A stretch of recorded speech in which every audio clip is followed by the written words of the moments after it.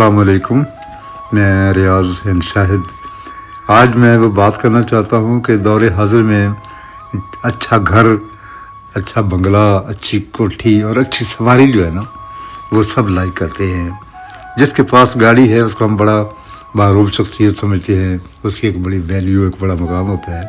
تو جب پرانا زمانہ تھا نا، 1950 کی دہائی، 1960 کی دہائی، اس وقت جن کے پاس کوئی قیمتی اونٹ ہوتا تھا، گھوڑا ہوتا تھا، تو وہ بڑا معتبر شخصیت جانا جاتا تھا۔ تو میں بتانا یہ چاہ رہا تھا کہ بابا نور محمد بلوچ، حاجی علی شیر بلوچ کے والد صاحب جو تھے نا، انہوں نے بھی اس بستی میں اپنا ایک بہت بڑا نام رکھا ہے۔ ان کا اونٹ تھا جس کو وہ بڑا بنا سجا کر رکھتے تھے۔ ماڑی ہزارے والا میلہ آتا تھا، بابا محمد پناہ کبیر والا میلہ آتا تھا، سخی چند پیر والا جب عرس آتا تھا تو اس اونٹ کو خوبصورت دھاگوں سے بنے ہوئے ہاروں کے ساتھ سجایا جاتا اور اس پر بیٹھ کر دوست جو تھے نا وہ میلے پر جایا کرتے تھے۔ تو گاؤں کے جس لوگ کو جہاں کہیں جانے کی ضرورت محسوس ہوتی تھی تو وہ بابا نور محمد سے اونٹ مانگ لیا کرتے تھے کہ میرے ساتھ فیملی ہے، ہم نے کہیں جانا ہے تو ہمیں اونٹ جو ہے نا وہ دو۔ اس طرح بابا علی محمد میاں عارف مولا کے والد صاحب، ان کے پاس ڈاچی تھی۔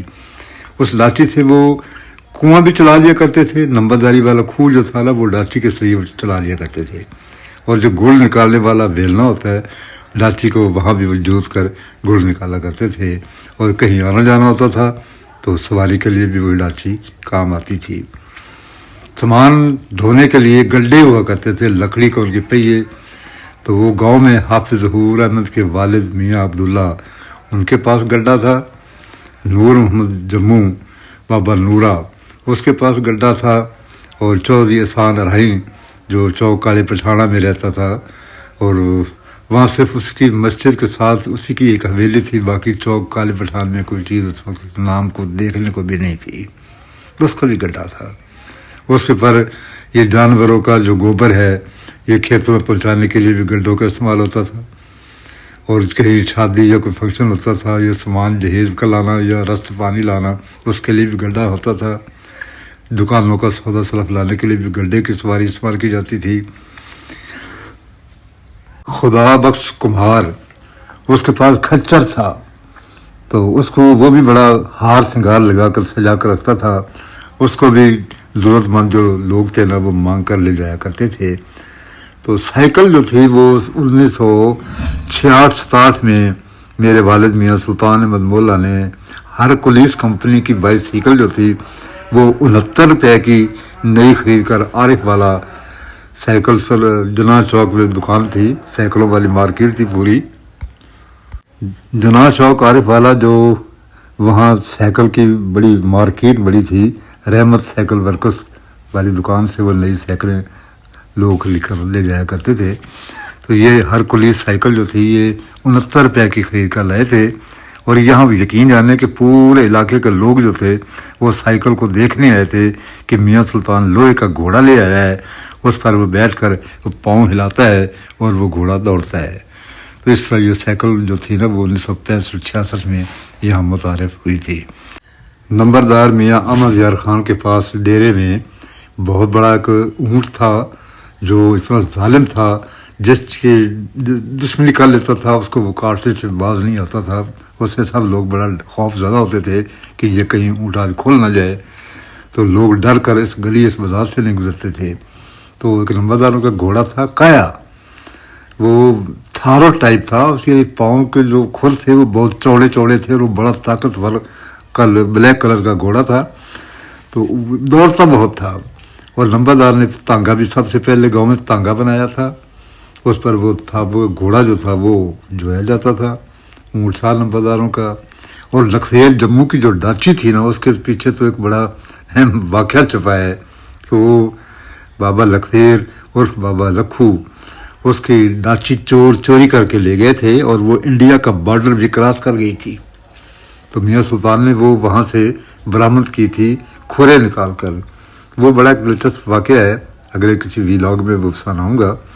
تو بابا لکھویر کی ڈاچی جو ہے نا وہ بھی پورے علاقے میں اس کی پہچان بن گئی تھی کہ وہ چوری ہو کر گئی، انڈیا کا بارڈر بھی کراس کر گئی، اور پھر وہی چور جو تھے وہ ڈاچی واپس اس کے کنویں پر छोड़ गए थे।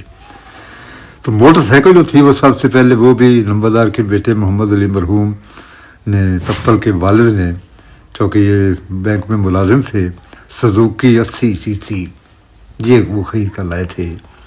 फिर हाफिज़ शाह मोहम्मद और मोहम्मद हुसैन जो स्कूल में पढ़ते थे वो भी सुजुकी 80 सीसी मोटरसाइकिल जो थी वो ख़रीद कर लाए थे। फिर भाई इमदाद हुसैन ब्लैक कलर का होंडा 70 वो 13,000 रुपये की ल्यू ब्रांड जो वो ख़रीद कर लाए थे। इस तरह ये मोटरसाइकिल की सवारी जो थी ना वो गांव में पहले पहले इन लोगों ने ख़रीद कर लाए थे।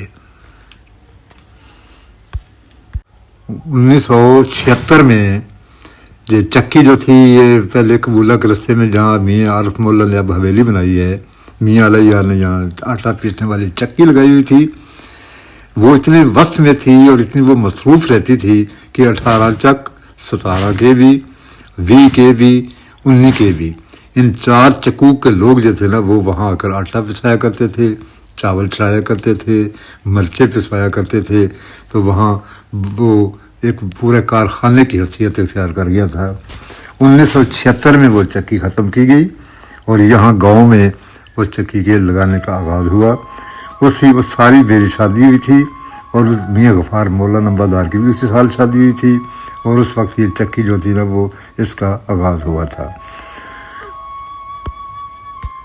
गांव में पहला मैसी ट्रैक्टर 165 वो राणा खुदादाद चक मेहंदी खां वाले से नंबरदारों ने ख़रीद किया था और वो 14,000 का मैसी ट्रैक्टर उस वक्त ज़माने में आया था। वो उसने यहाँ आकर हाल चलाने शुरू किए। फिर वो हाथ से गाड़ा लगाने वाले थ्रेशर आई, उसने इलाके में बड़ा नाम कमाया। वो बड़ा मेहनत तलब काम था। जिस तरह चारा कुतरने के लिए थोड़ा थोड़ा चारा उठाकर वो गाड़ा लगाना पड़ता है ना, तो वो थ्रेशर जो थी उसमें भी हाथ से पकड़ कर वो गाड़ा लगाया जाता था और हाथों को बड़ा नुकसान होता था। वो बहुत ज़्यादा मेहनत तलब काम था। तो फिर ये बाद में बड़े खुश हुए कि भरी उठाकर अदल डाल दो तो उसको गाला लगाना नहीं पड़ता। इस तरह उसमें जिद्दत आई थी। पहला ट्रैक्टर भी नंबरदारों ने लाए और पहली गाड़ी कार जो थी वो भी गफ़ार जब काउंसलर बना चक मेहंदी का यून काउंसिल का, तो पहली गाड़ी गांव में वो लेकर आए थे। तो ये सवारियों की बात हो रही थी तो यूँ जिद्दत आती गई। तो आज मैं हैरान हो जाता हूँ कि हर घर में मोटरसाइकिलें हैं और ऑटो रिक्शे हैं। लोड रिक्शे जो है वो गांव में गिने नहीं जाते। सवारियों के लिए रिक्शे हैं, सवारियां हैं, गाड़ियां हैं। ये जिद्दत है। जितनी शदीद जिद्दत आती जा रही है उतना रवैयों में, अखलाक में, मोहब्बतों में कमियां आती जा रही हैं। जब मस्जिद के पास जो कुआं है ना, उस एक कुएं से सारा गांव पानी भरता था। उस वक्त सब में मोहब्बत थी, यगानगत थी, भाईचारा था, हमदर्दी थी। जैसे जैसे हर घर में अलग पानी का बढ़ता गया, पहले हैंड पंप नलके लगे, फिर ये पंप बन गए। जिस तरह पानी की तकसीम हो गई उसी तरह रवैयों में, मोहब्बतों में वो भी तकसीम होती गई। वो महफिलें, उनमें दूरियां पैदा होती गईं और आज आपके सामने है जो सूरत हाल है। अल्लाह हमको इत्फाक दे, मोहब्बत दे।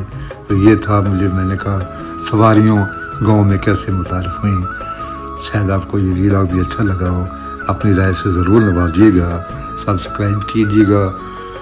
आपकी राय का इंतज़ार रहेगा।